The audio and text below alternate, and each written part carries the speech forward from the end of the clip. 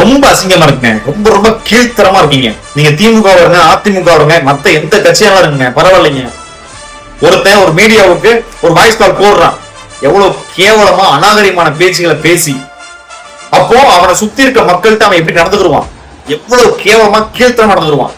இந்த மாதிரி நாய்களாலதான் பாலியல் தொல்லைகள், கேவலமான விஷயங்கள்லாம் நம்ம தமிழ்ல நடந்துட்டு இருக்கு. இதையும் ஆதரிச்சு அப்படியே ஆஹா ஓஹோன்னு கொண்டாடுறீங்க. கேவலமா இல்ல? உண்மையிலே கேவலமா இல்ல? அநாகரிகமா கமெண்ட் பண்றீங்க, மனசாட்சி இல்லாம வாழ்றீங்க, ரொம்ப கீழ்த்தரமா இருக்குங்க.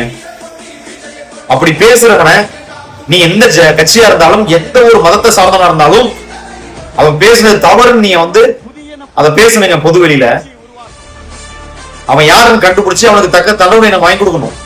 அதை விட்டு போட்டு விஜய் அவர்கள் பிடிக்காத ஒரே காரணத்துக்காக அவன் பேசுனதுதான் சரி, ஆகா ஓகோன்னு கொண்டாடுற கூட்டம்லாம் இருக்கு.